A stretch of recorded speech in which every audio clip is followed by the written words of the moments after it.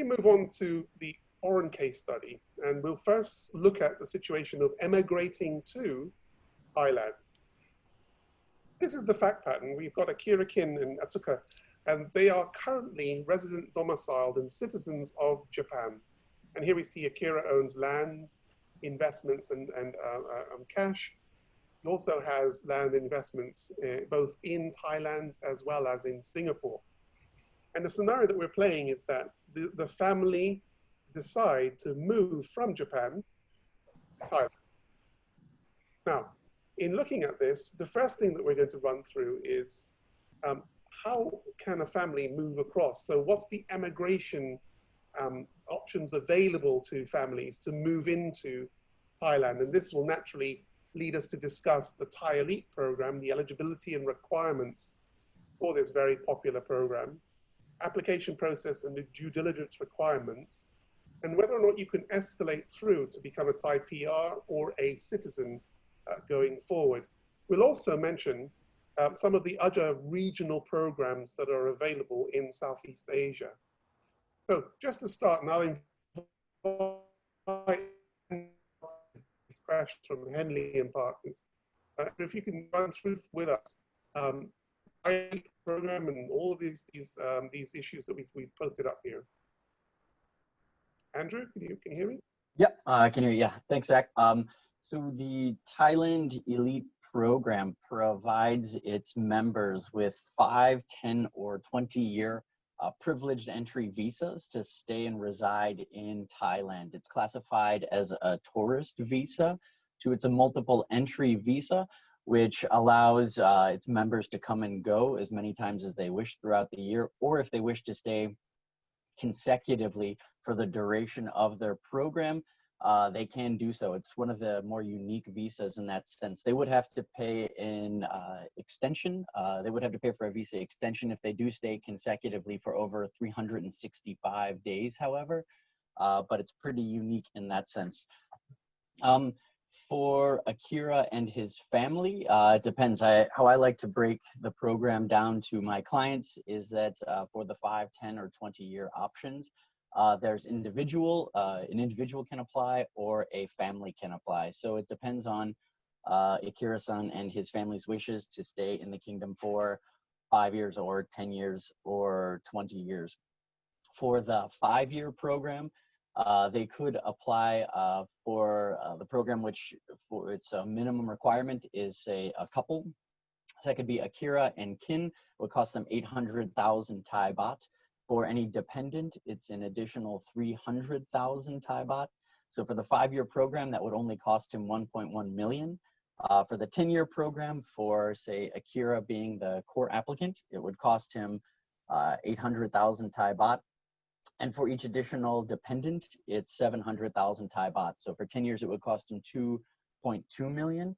And depending on which program, then he decides there are 2 options for the 20-year program.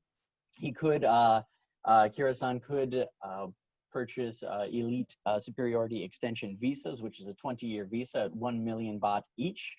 Or if he wishes to become an Elite Ultimate Privilege member, that's 2 million baht each. And his family could also join them subsequently for 1 million baht each.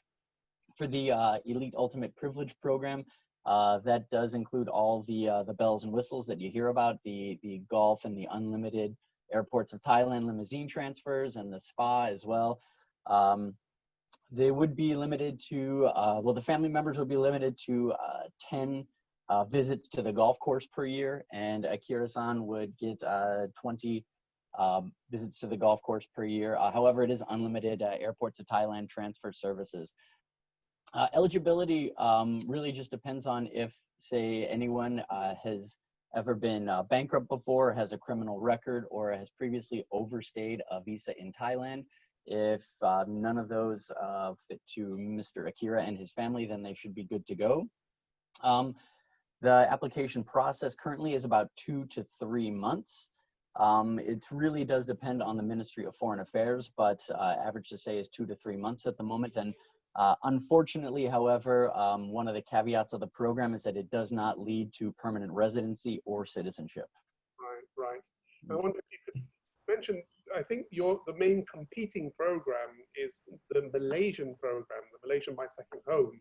Mm. I wonder if you could just mention how that program's going, Malaysian program as against the Thai program, without any disparagement here, but just looking at the two because they are the competing programs, I think, within the region.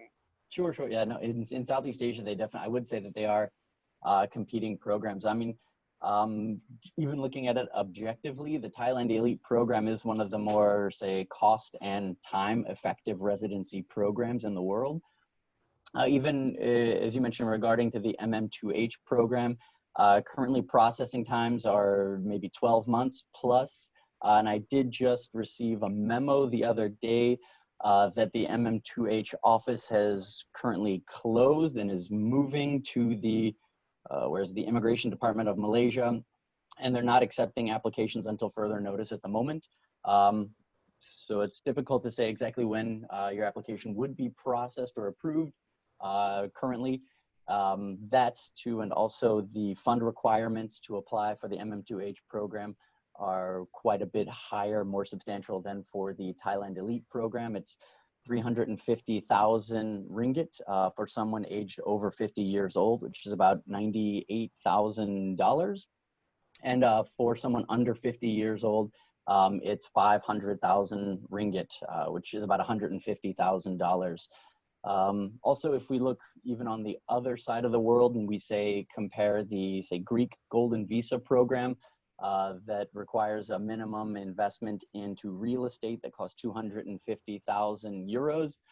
I mean, and that also, if you want to do compare bells and whistles too, there's no golf included with the Greek Golden Visa programs. Just with the Thai Elite program, it is assured in terms of its future. Is that correct? Because is there something in the press dealing with the Thai program looking more at highly skilled individuals rather than this sort of mass visa approach? Or what's the security on this program? Is it likely to remain, or do you feel it's going to be something that will effectively come to an end?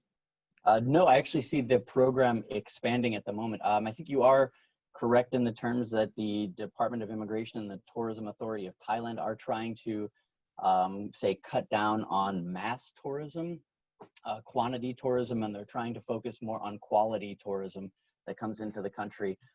Anyone that can, say, afford to go through the Thailand Elite program does bring adequate amounts of FDI into the country. I mean, not only just the investment into the visa, but also the condominiums that they purchase, automobiles that they purchase, businesses that they start up or invest in the country. So the Thailand Elite program is definitely here to stay. Right, got it.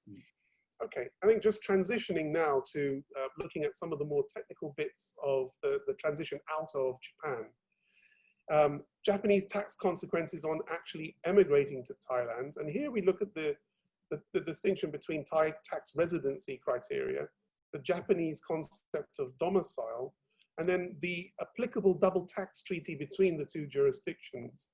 So if I can invite just a general discussion around the exit tax from leaving Japan, and then the basis on which that tax is based, which is either that you are retaining, you're leaving your residency, or you are leaving behind your domicile. So just to try and understand a little bit more about how the Japanese exit regime works in this scenario.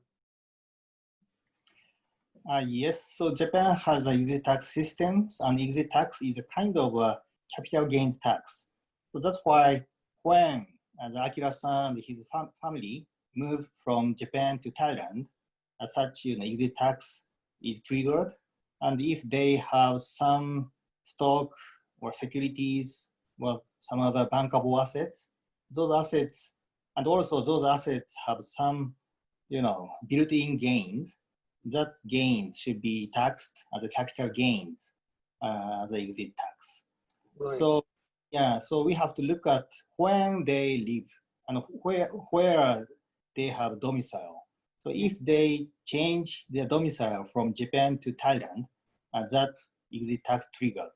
So next question will be, what is a domicile under the Japanese tax law? But unfortunately, it's not clearly defined under the law. So we have some case law. And according to such case law, usually Japanese courts will look at their occupation and their family and their residence and how long they stay in Japan. So those factors will be considered by the court, and the court will finally determine where they have domicile for tax purposes. Right, right. And if they decide that, well, let's just deal with the Thai side. So, Kunchinapat, from the Thai side, tax Yep. residents. In terms of the Thai tax perspective, the personal income tax under the Thai Revenue Code, we focus on the physically stay in Thailand and consider from the passport.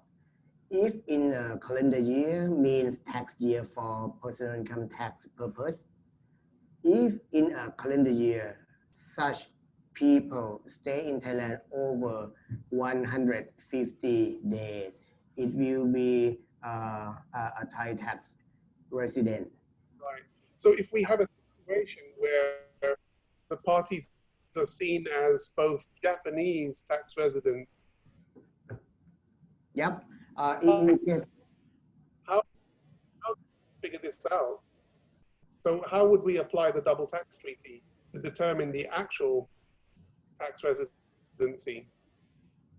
okay. So sorry, how will the double tax treaty apply when the Japanese couple is seen to be still Japanese domicile as well as Thai tax resident at the same time? Okay. In terms of the Thai personal income tax purpose, we Might be the one. So actually, in terms of the Japanese context here of, we've got Japanese couple who are still domiciled in Japan, but they're also now applying Kunchinapad's analysis, Thai tax resident. How do we sort this out? Because they can't be both. That's right. That's right. I'll go back to the tax treaty between Japan and Thailand. In Thailand, under the domestic tax law, we have no domicile rule. We have the rule, source income rule and resident rule. And the resident consider the 180 days in a calendar year. But if any conflict between the tax treaty issue on the domicile, as Oishi-san mentioned earlier, we have to go back to the treaty for each provision. If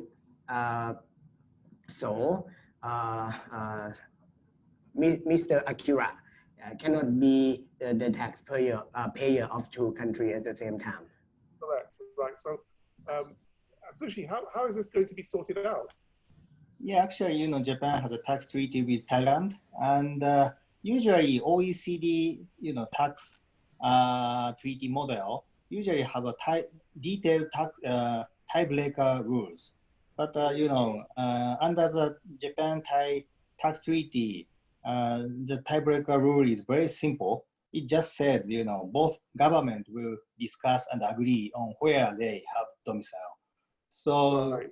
Not so clear. And another, problem is such tax treaty only applies to income tax, and inheritance tax is outside the scope of the such tax treaty.